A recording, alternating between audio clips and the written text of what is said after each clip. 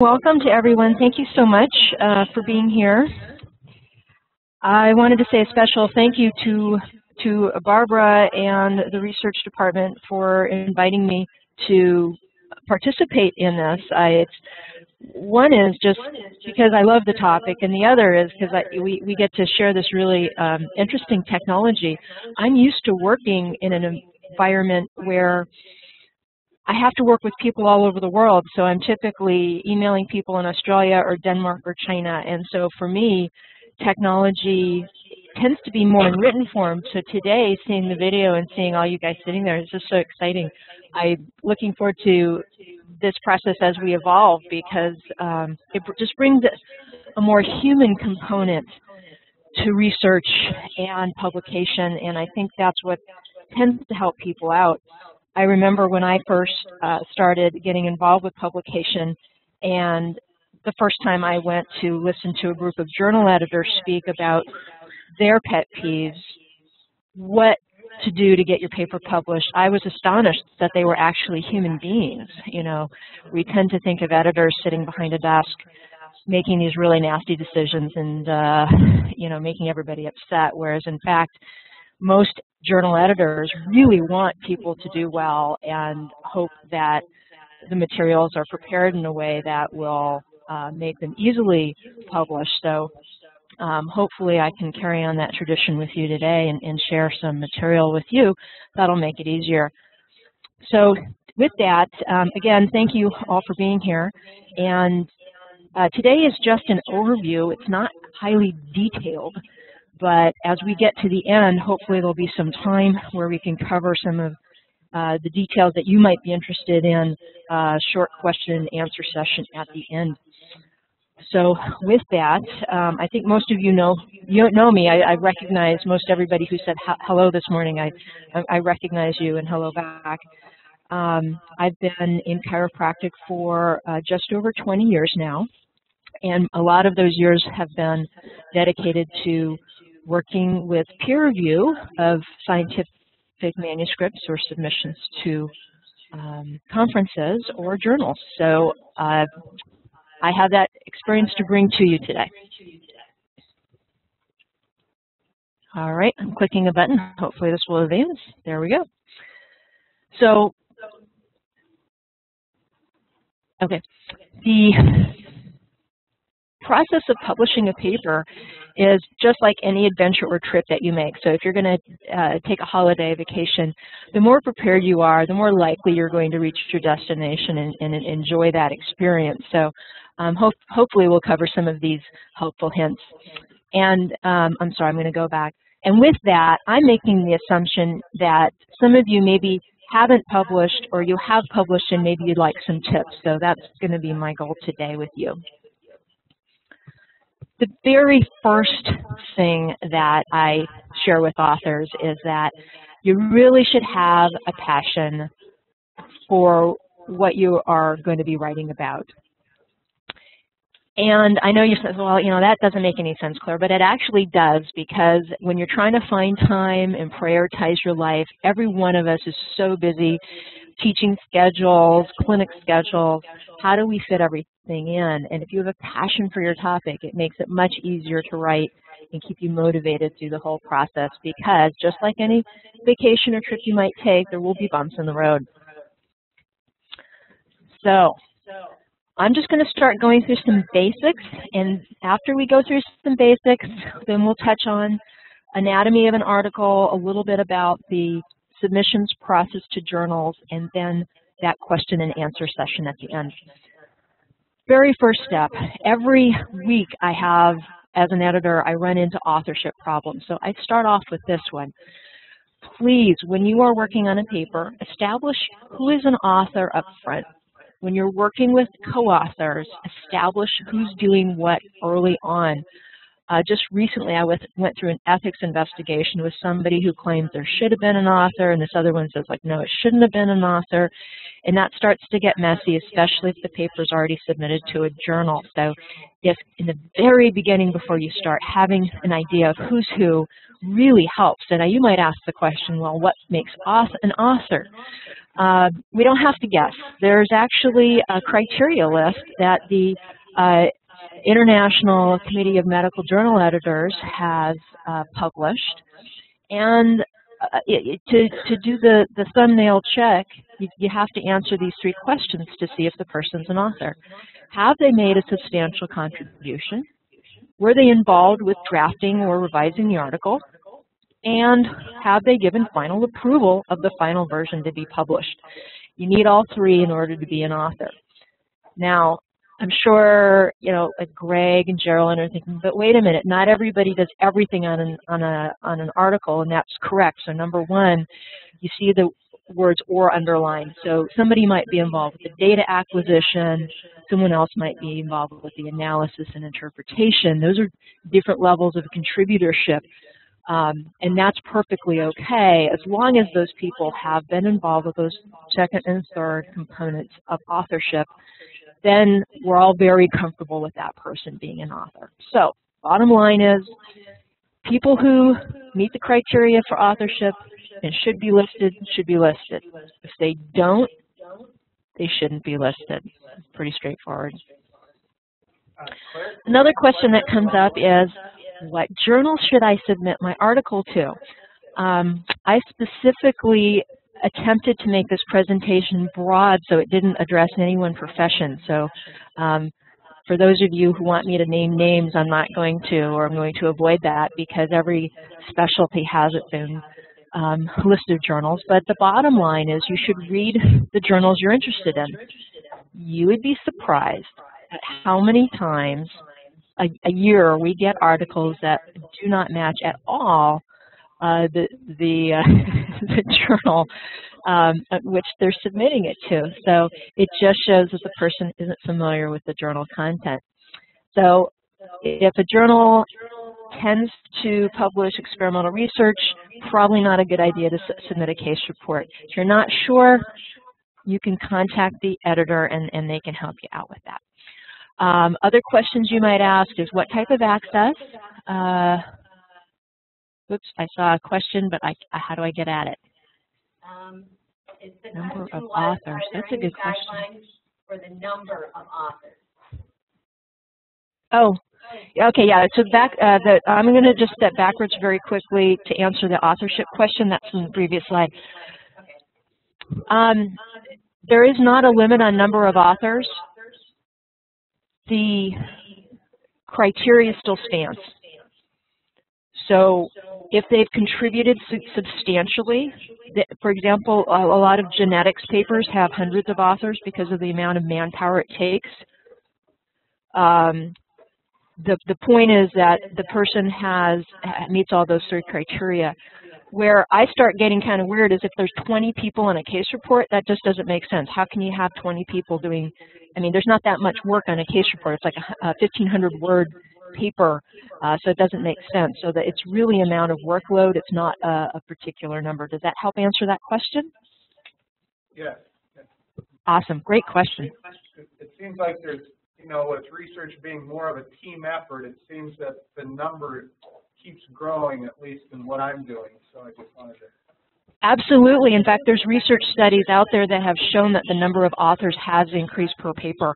And Greg, I think the point is that that maybe you're making is that because research is becoming more and more complex, you need more people on the team. And I agree with that. Okay, thanks. So, which journal? Become familiar with it. Answer those questions. You know, who do you want to aim your information to, and that will help you target.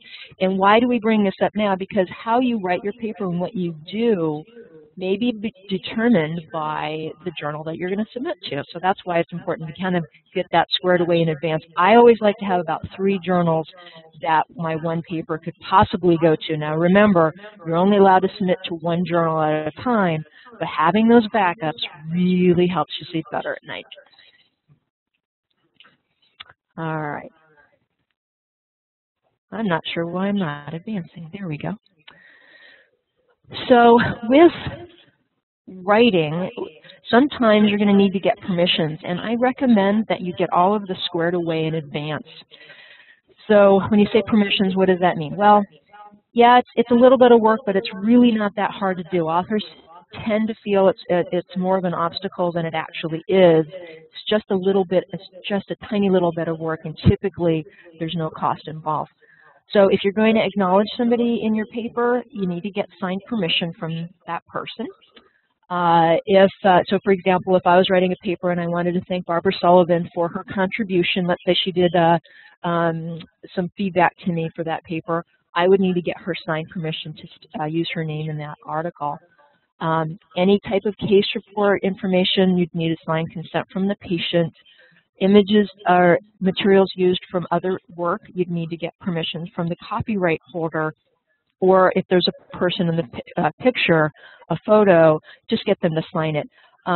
For the most part, it's very, very rare that there's ever a problem with people giving permission. I've just not run across it as a problem. So the hint is, read your instructions for authors for the journal you want to submit to, and get all that stuff up front. Don't wait until the end. Get it as you're going along. It's much easier to do that when the patient's sitting right there in front of you to grab that permission. Ethics stuff, you know, everyone's like, ooh, ethics. Well, it's important because we're seeing more and more of that. For those of you in the chiropractic profession, you may be aware that just recently there were several articles that were retracted from material published in PubMed, unfortunately. And one of the reasons that those couple of articles were retracted was because the authors did not secure proper ethics permission in advance. So it's not something to be taken lightly. Become familiar with it. I've gone through our IRB, and it's a great experience, very detailed, fabulous feedback, lots of support. So it's actually a good thing. It makes your study, whatever you're doing, better because you have those people working with you. So it's worth the extra time to go through that. If you happen to be doing a clinical trial, I know that not everybody's just going to wake up in the morning and start working on a clinical trial, but I do need to mention that if you hear about them or if you're involved with them, clinical trials really must be registered, and that's kind of a standard nowadays, whereas 10 years ago it was not required. Nowadays clinical trials are, and I just thought I'd bring that up. It's kind of one of those ethics issues that you want to make sure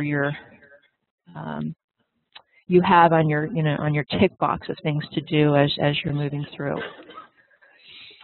Everybody knows about HIPAA now. I just need to mention it. It's not something to take lightly. Some authors will say, oh, well, I have IRB exemption, therefore I don't have to be HIPAA compliant, and that's not true. HIPAA is its own separate entity, so as long as you're in HIPAA compliance, we're in good shape. No need to worry about that. I'm adding a little bit more information on case reports in this presentation to you because I assume that most faculty will tend to play around with case reports in one way, shape, or form. So that's why this slide, a couple slides are in here. So with case reports, most journals nowadays require consent from the patient to publish the case report. If it's a minor, you get the consent from the guardian or the parent. If the person has died, which sometimes happens, you would just get the permission from whoever signs for the estate. So up to this point in time, we have not had any real problems with getting signatures from patients. Sometimes it takes a little bit longer if the patient moves away or something like that, but there are ways to track people down, so it should be fine.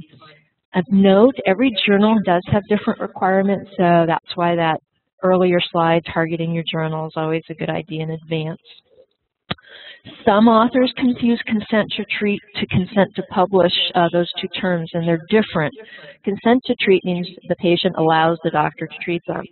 With consent to publish, that's very different. That's taking the personal health information and putting it in a public forum where the patient, even though they're not named or identified in the photo, could possibly be identified. Typically, case reports are unusual in some way, shape, or form.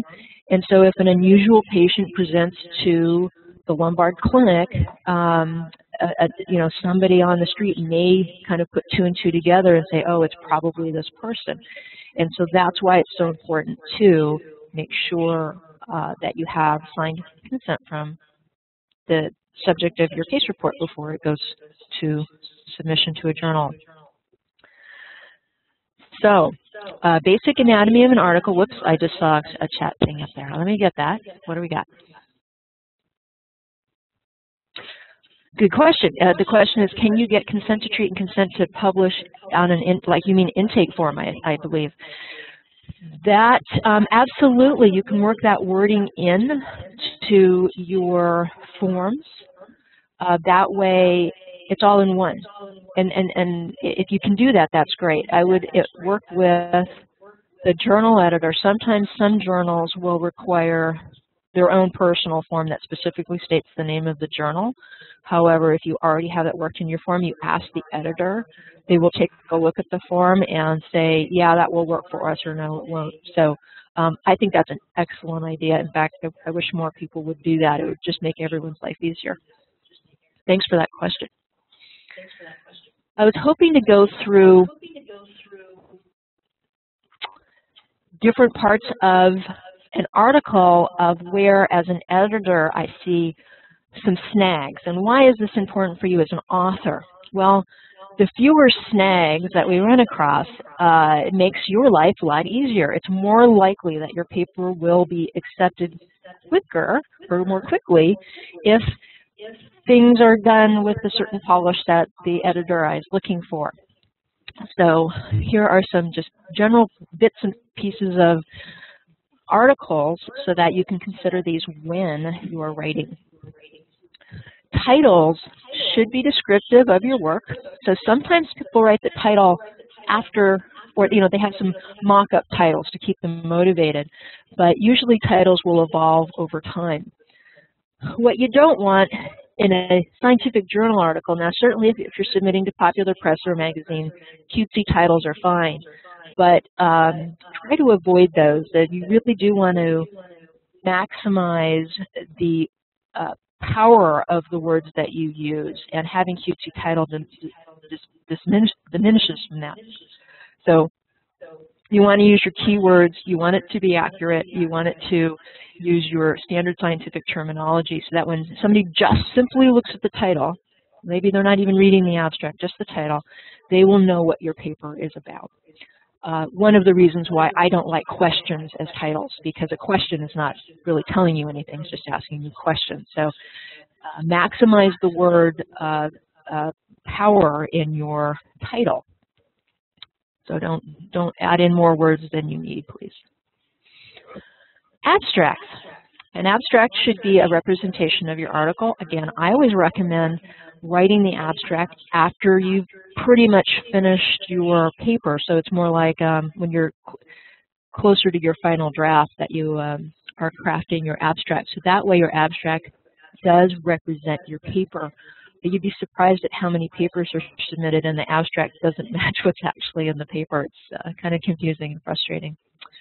Something to keep in mind is using keywords in your abstract. Abstracts are part of what search engines will scan in order to find your article once it's published. Actually coming up in a couple of days, Bart Green and I will be making a presentation on the use of the keywords public and health, public health together, as a keyword in the chiropractic literature. And we're finding that there are many articles out there on the topic of public health, but the authors did not accurately include the word public health in their abstracts. Therefore, those articles aren't coming up when they're being searched. So, hint to you, when you're creating your abstract, make sure you include keywords in the abstract so people can find your stuff. Now, another thing we run into is structured or unstructured abstract. Which one do you use? Well, bottom line, read the instructions for authors. It will tell you. Typically, it will tell you. If you're not sure, email the editor. But do read the instructions for authors. It will tell you. What is the difference between the two? Well, a structured abstract has a structure to it. It typically reflects the structure of the paper, which is objective, methods, results, conclusion. Some of the journals require an even greater breakdown in methods, so it might be study design, for example, and other components of methods that are actually structured out. But reading the instructions for authors will help you. An unstructured abstract is just like a paragraph. It's like a run-on. There's no headings or subheadings in that abstract, so that would be an unstructured abstract. Please make sure you provide the correct abstract that matches your instructions for authors. Keywords. I threw out the word keywords a few moments ago. And sometimes people don't understand what a keyword is. A keyword is a recognized word for a search engine. We recommend, because it's most commonly recognized in scientific literature, the MESH headings, the medical subject headings. Keywords are not just words that you think are cool that match your topic. Keywords are words that are recognized by search engines. So you want to make sure you're using the language that the search engine would recognize. Even simple spelling, like in chiropractic, we choose the word technique versus the word technique. We spell it one way versus another with the Q versus the C. It makes a huge difference if your paper is being found or not with the correct spelling. So don't just make up keywords. Go to the MESH section of PubMed and it will list them. If you're not sure, just type it in and it'll tell you if it's there or not. Introduction of your paper. Make sure that it is concise, you've done your literature review, and that it builds up to the purpose of your paper. So you have to have some sort of background. Now, it's not a formal literature review, but you want to show the reader why they're going to be reading your paper, why it's important, and establish what's already been published on that information.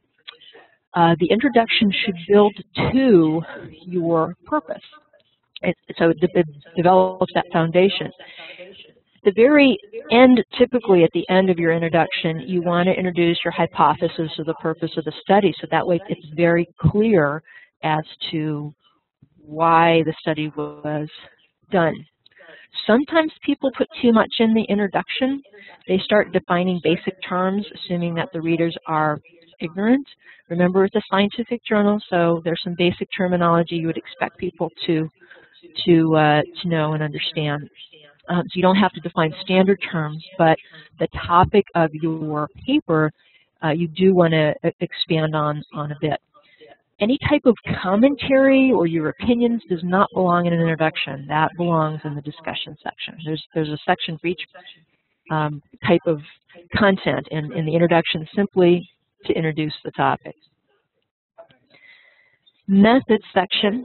You want to write the methods in a way that can duplicate your study.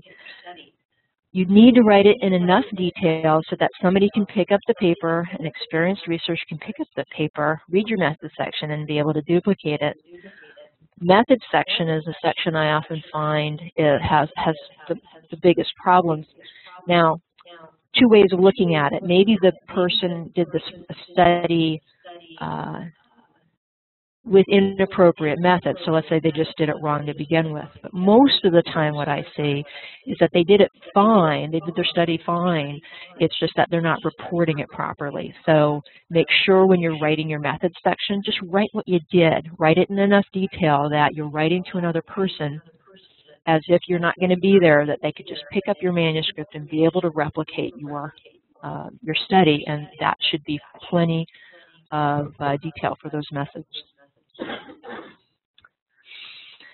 Now, sometimes people forget to look at guidelines for reporting studies. So, for example, if you have a clinical trial, you want to pick up the consort guidelines. These types of guidelines are free. They're online.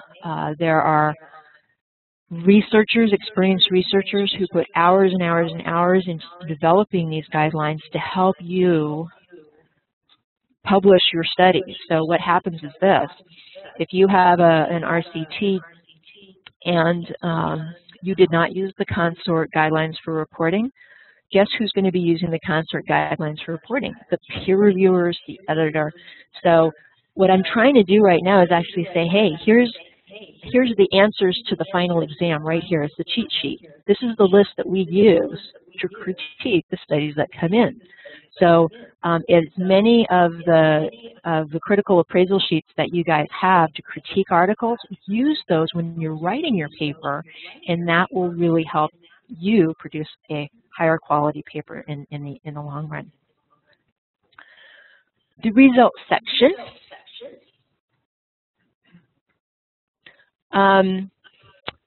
Make sure that your results only has results.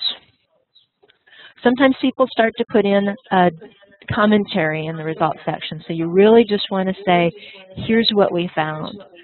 Oftentimes, the instructions for authors for the journal will include what is expected in a results section. Another thing to think about is only report it once. So for example, if you have all this information in the table, don't include that same exact information in a paragraph. You're going to have it either in one form or the other. Oh, by the way, yes, the statistician comment. It's always a good idea to have a statistician working with you if you're doing stats, and I always recommend to have that person working with you before you collect your data, because it makes a big difference with how your study turns out. So results should not include commentary, should not be repetitive. Please be accurate in your results. You don't want to make things look more meaningful than they are, like skewing your X or Y axis. And for those of you who've been keeping up on the ethics literature in publications, you don't want to do Photoshop to your images, really. That's not a good idea. So in general, again, I'd mentioned case reports. I might highlight a little bit more because more people might do these. You want to include in the results section, your case report, the description of the patient, the timeline, what kind of outcome measures you've used, how did you repeat your measures over time to make sure the patient was improving, for example, if that was the focus of your report. And detail your protocols in such a way that others can duplicate what you've done. So the case report section is kind of similar to the methods and results section of an experimental study. So this kind of is a separate section written just for case reports. As well with case reports, you want to include that information that supports your diagnosis was correct. Sometimes we'll see case reports come in that'll say, oh yeah, the patient had this very rare disease. And the peer reviewers will say, well, how did you know they had this weird, new, strange disease? And the author can't answer the question. So then, of course, that paper doesn't get accepted because there's, you can't claim that there was a response in this particular disease if we don't know the patient actually had that disease, for example. Really nice to have outcome measures before and after treatment. So I know we're already doing that in our clinic, so it's just a matter of making sure you report it. And then make sure you include the relevant figures or photos to help describe what you're doing. Because oftentimes in case reports, you're reporting an unusual or a new type of treatment, and having the reader understand what you're doing is helpful, so a photo usually does that. Okay, of course, case reports, sometimes people will include findings that are not relevant to the purpose. They'll start including everything in the kitchen sink. They'll start listing, if the case report focuses on a sprained ankle, they'll start listing everything that was ever done on that patient, and really not necessary. You don't want the reader to have to wade through a bunch of irrelevant content. Now, if it's important to rule something out, please include it, but otherwise stay focused on the purpose of the case.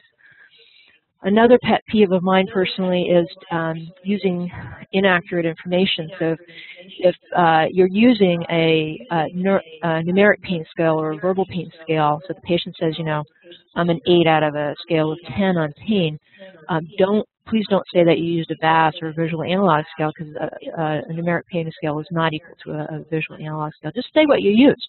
One's not necessarily better than the other. Just say what you used. Okay, so after you've done the methods and results, or in a case report, the case report section, you get to the discussion section. And that's when you as the author have the opportunity to interpret your results and your findings to the reader so that they understand what this all means, how it's contributing to the literature. So you want to make sure that you are bringing in clinical relevance here. You can put in some theories, make sure you have references for your comments. Most of the papers that we see really should have a limitation sections, and that's simply just stating, here's what the papers contributed, and then the limitations is here's where we're limited in what we did. And putting a limitation section in your paper actually makes the paper stronger because it shows the reader that you were aware of what those limitations are. Discussions should not overstate their findings. Sometimes people get so ecstatic and excited about their topic, they tend to get a little overboard in their wording. So just be conservative. Remember, it's a scientific journal, so you don't want to say things that are overstated. Just be subdued about it. And stick to the topic of the discussion. Try not to insert other things that are off topic. Okay, acknowledgements. We'd already talked a little bit before of acknowledgements. Please get those signatures in. Make sure that the person's acknowledged for a reason. Don't include that you're thanking your wife and the kids for their patience as you wrote the paper. It's really not, they didn't contribute to the paper. It has to be somebody who's contributed. So make sure that the person in acknowledgement really deserves to be acknowledged for helping with that scientific paper. References. I know everybody hates references. Doing them, make sure you use the right format and style. I always recommend you get some sort of reference manager software like EndNote. Since I've been using EndNote, it's made my life so much easier. It saves you tons of time. So make sure they're in the right format. Some journals will not just, not even waste their time looking at a paper that doesn't have the right formatted references. So sometimes that makes a big difference. So taking it to publication. With the peer review process, that's going to be the fire that burns off the gunk, and what you're left with is your final pure gold nugget. So the peer review process sometimes is painful. It does involve humans, so it's not perfect.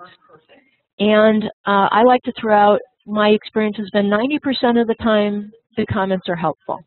That means 10% of the time the comments are not helpful. Sometimes it's hard to know what that 10% is. So just be aware that most peer reviewers are trying to help you as an author. If you're thinking, well, gosh, that comment, why are they reading it that way? I didn't say that. Well, that's how that person read it, so it might mean that you just need to clarify to let the reader know what you really, really meant.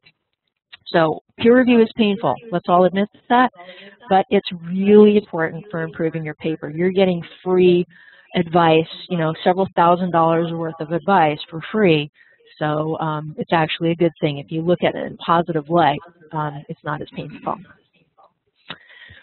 Oftentimes universities will have people who can help you out. So take advantage of who you have around you. Certainly we at National have people who are experienced that can be helpful. Our Learning Resource Center, Research Department, other people who have published, tap into those resources. If you don't already have these two books around you and you are serious about publishing, you should get them.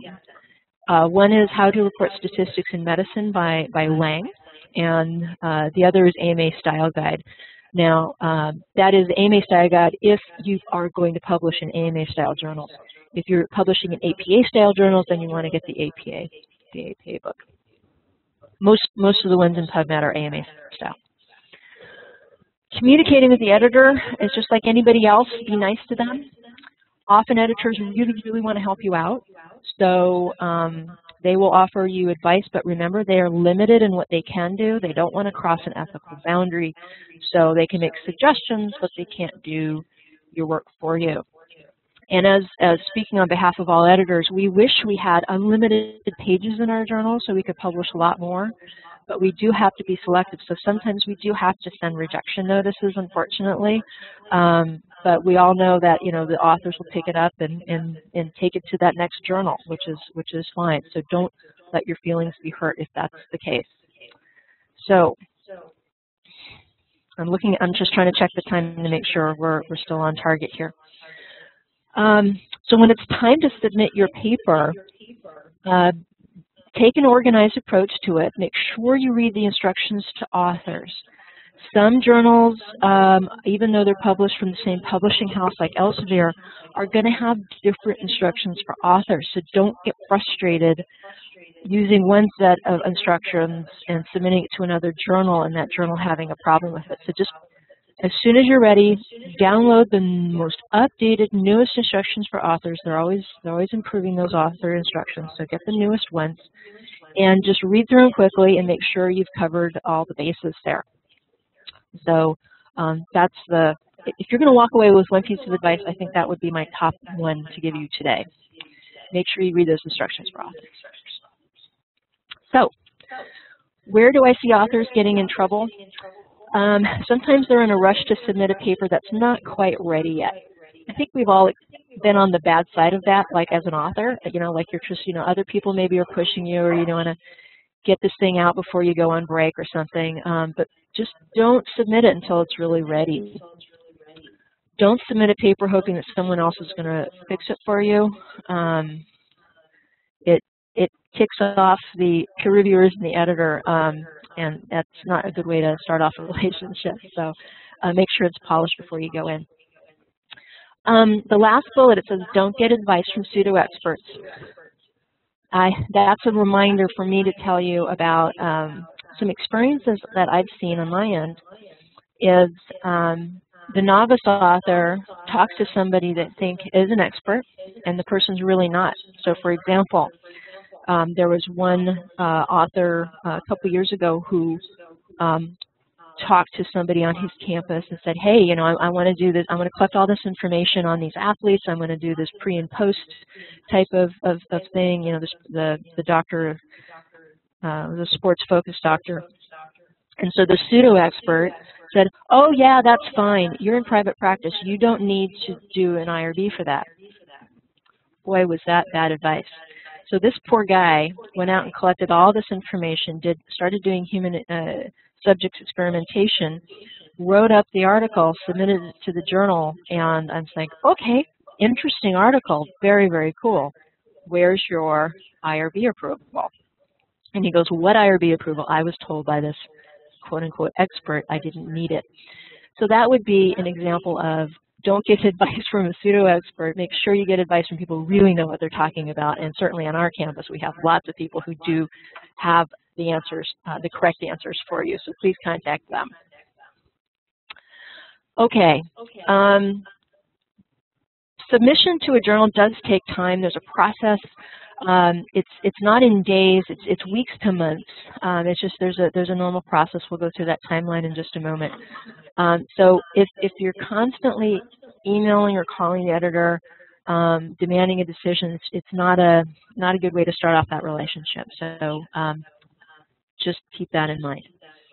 Another item that we run into is that sometimes when we request information from an author, they'll ignore it, like they'll put it off. Even though the instructions for authors say, please submit all your permissions and copyright forms up front, the author's going to ignore that, thinking, oh, well, I'll just put it off and I'll get it done later. And the problem is it stops the process. We can't process the manuscript until that material is complete. So I know everybody in the room right now doesn't have that as a problem, but I just need to put this up here in case anyone in the future who's watching this presentation might think that that's okay, but it's not. Please get all the stuff in, and when an editor asks for something, it's always good to send that in. So the timeline. A lot of people say, hey, Claire, how long does it take to publish a paper? Well, there is a bit of a processing. So there's some days that we have to do initial review, see does it fit the journal, does all the information there, then invitation to peer reviewers. I request peer reviewers to return materials within 30 days. However, as everyone else is very busy, Sometimes they're late, which is frustrating for me too. But it does take some time. And then once they come back in, then all of that has to be reviewed and processed before it goes back to author with hopefully a request to revise the decision. So it does take some time if you see that timeline. Once we email you back and say, okay, this is interesting stuff. Let's have you revise it. Please address all of the comments from the reviewers, and here's the other stuff we need. Make sure you follow those instructions in the letter from the editor asking you for that material. It'll actually tell you step by step what to do.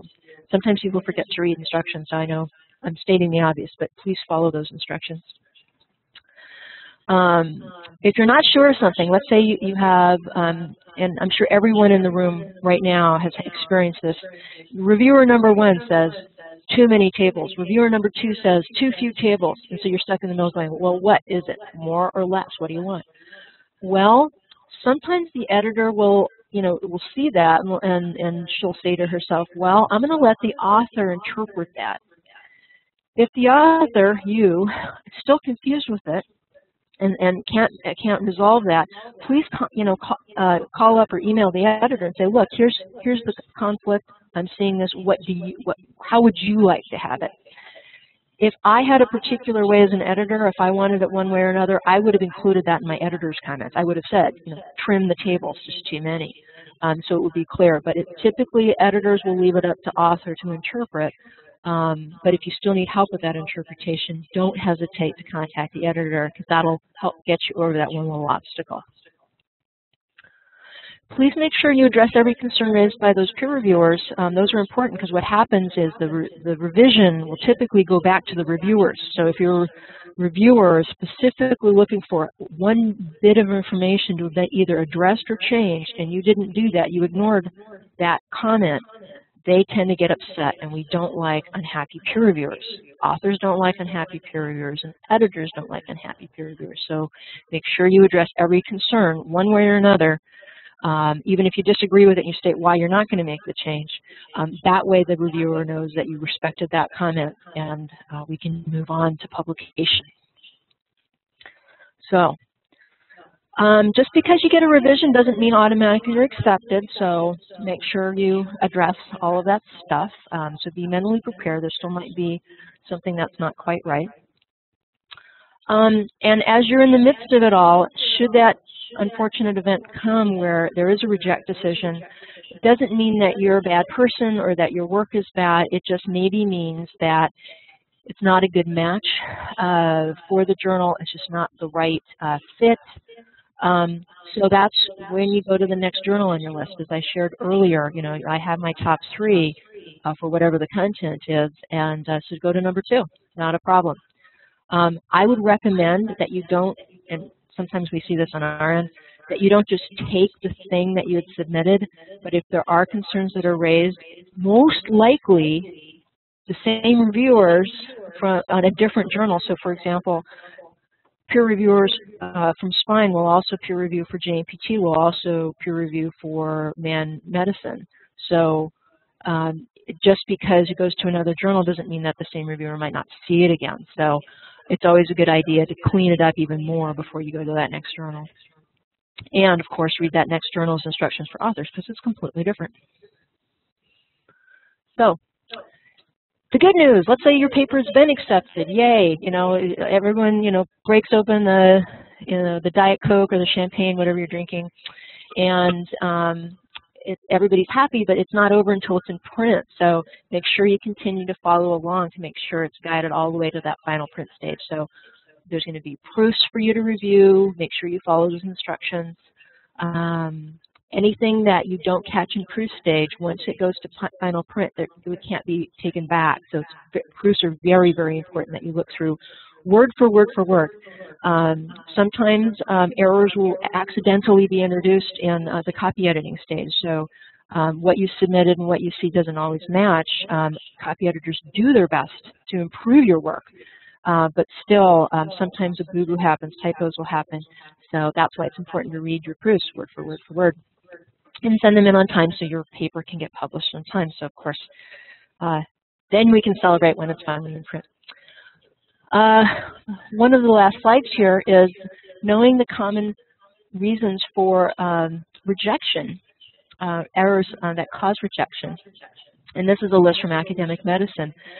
It's worth commenting here, and some just things to be aware of, not that you would intentionally do any of these.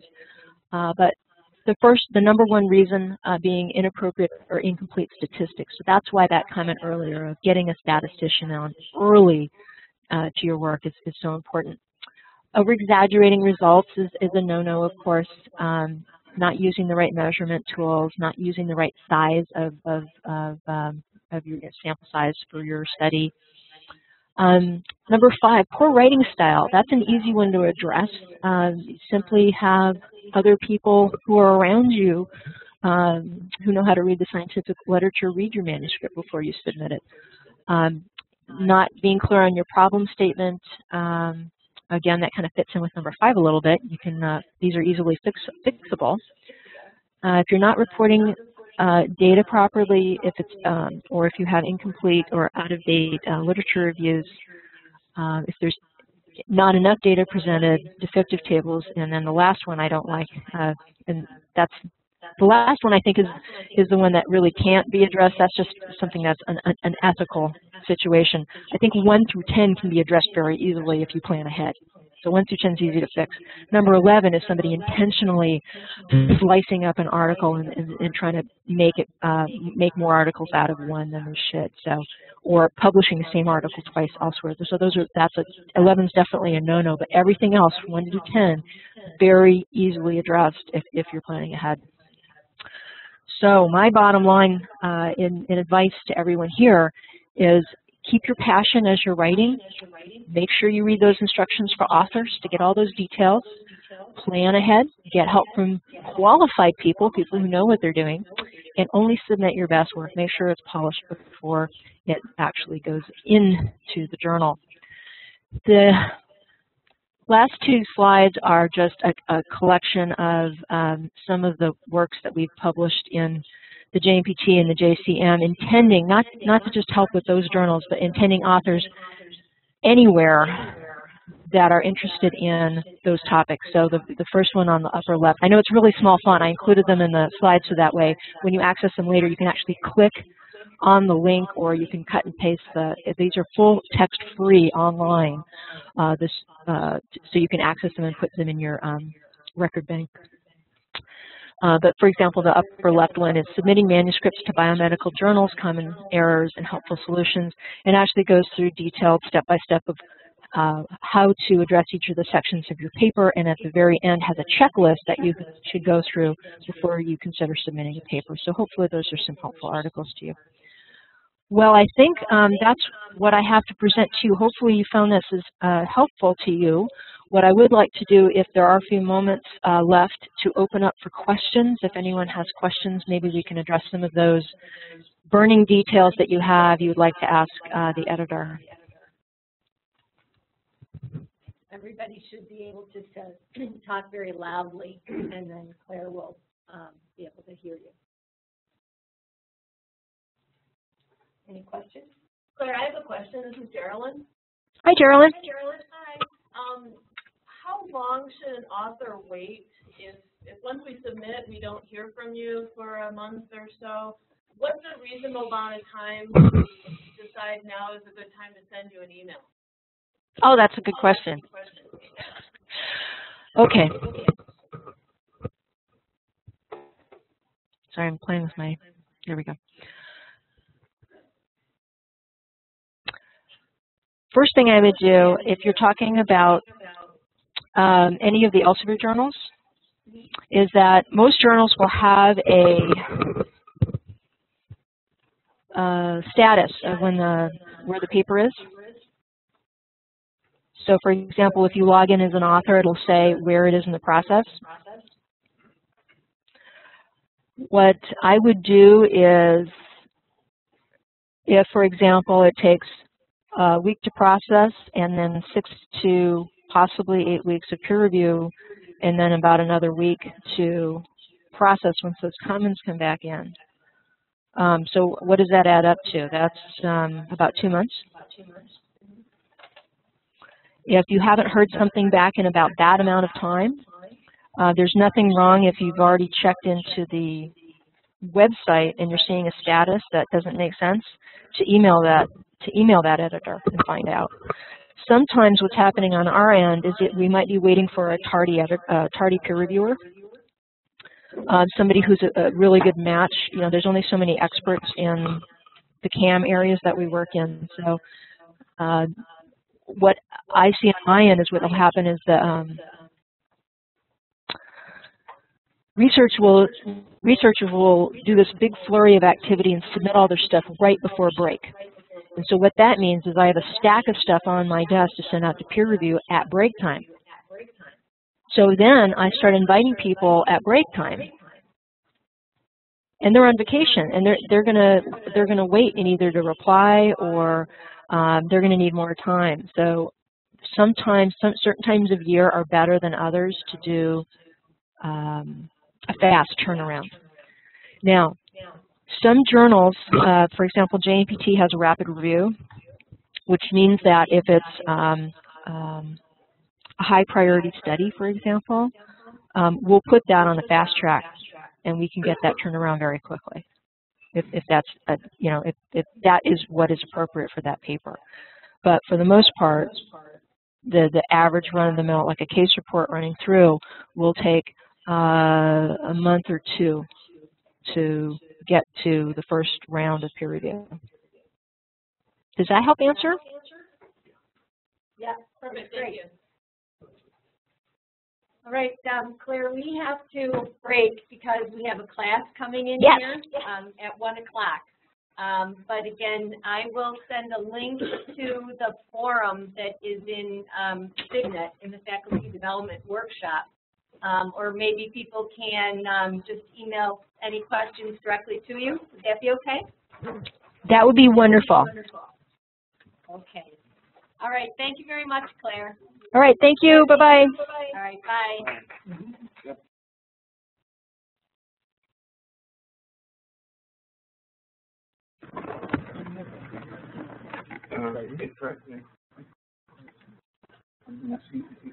Codes for the seminar.